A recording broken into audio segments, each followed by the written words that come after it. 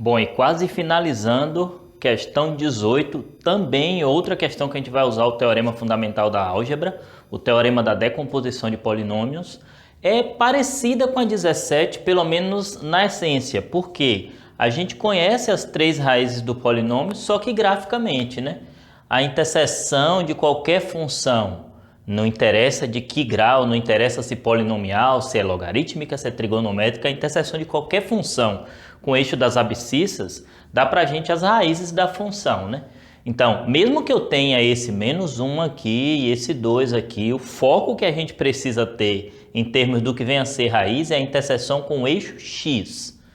E aí eu tenho as três raízes da função. Tenho as três raízes da função, x igual a menos 3, x igual a 1 e x igual a 3, onde o gráfico toca o eixo x exclusivamente.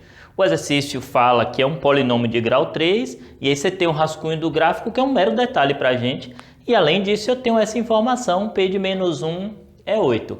Então, se a gente for parar para analisar na essência da pergunta em si inicial, é a mesma coisa da 17. Eu conheço as três raízes e tenho mais uma informação do polinômio. Geralmente essa informação é dada para a gente achar o coeficiente dominante do polinômio.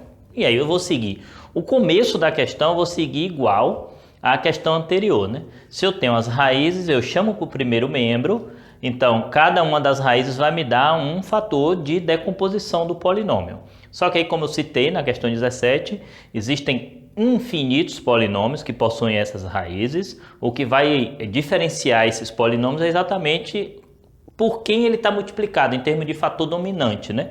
Então eu vou fazer a decomposição do polinômio, a n, x mais 3, x menos 1, x menos 3. Sempre a gente vai ter algum tipo de informação para achar isso aqui exatamente para caracterizar o nosso polinômio, né?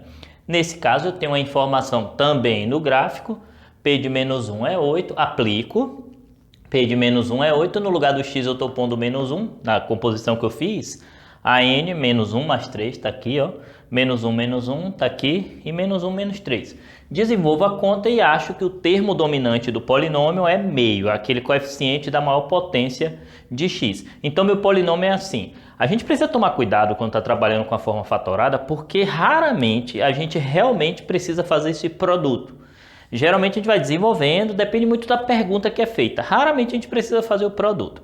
Bom, esse que está aqui o polinômio. Se a gente for pensar como outro exercício, eu achei o polinômio, só que o outro exercício estava bem simples, né? Que é p de zero, aí só era botar zero no polinômio. Esse exercício falou de uma g de x, e aí ele está querendo saber qual é o resto da divisão desse polinômio pela inversa de g de x. A questão ela é complicada porque você faz uma viagem na leitura, vai em função, geralmente função inversa, função composta é um conteúdo hoje pouco cobrado nas provas, mas assim, o cara vai lá em função inversa, de repente você está manjando de polinômio e esqueceu inversa. E o frustrante ou alegre, sei lá, para quem de repente viu isso no começo, é o final do exercício. Observe, eu tenho que achar a inversa da função g. A menos de definição, vou usar o que a gente fala de maneira prática, né?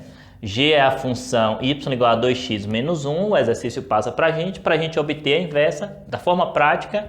Troca domínio por imagem, né? Troca o y pelo x, a imagem vira domínio, o domínio vira imagem, tem todo um porquê disso aí, que não vem ao caso aqui.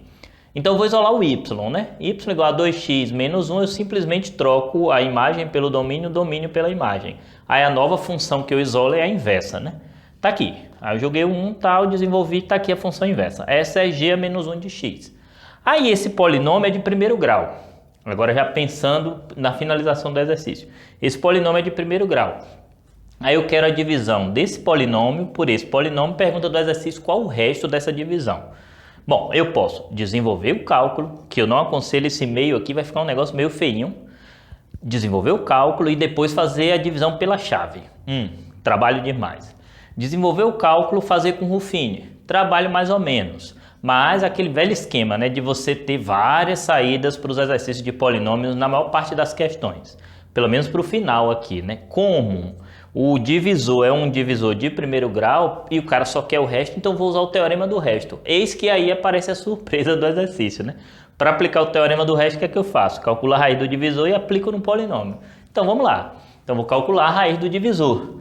Pego o divisor igual a zero e aí na hora que eu substituo o divisor, chamo ele de zero e eu encontro a raiz do divisor é menos 1. Aí o que eu tenho que calcular na questão é o resto da divisão desse polinômio por esse polinômio. Só que aí o resto vai ser P de menos 1, que o tempo todo já está dado para a gente.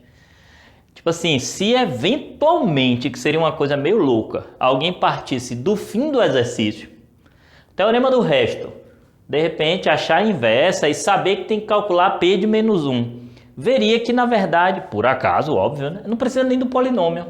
Porque assim, depois do desenvolvimento todo eu achei o polinômio, beleza, mas o que o exercício está querendo é P de menos 1, e P de menos 1 eu tenho no gráfico. Então assim, se porventura alguém começasse do final o exercício, daqui para frente, perceberia que nem necessitaria achar o polinômio. Mas eu não estou aqui para fazer isso, né? P de menos 1, lógico, eu não vou calcular, né? O que eu queria, na verdade, era mostrar a composição do polinômio.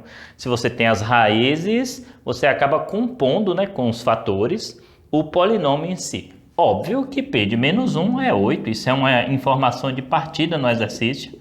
Eu não vou calcular. A pergunta final acabou um detalhezinho que está aqui no gráfico, né? Mas está aí questão também com o teorema da decomposição dos polinômios.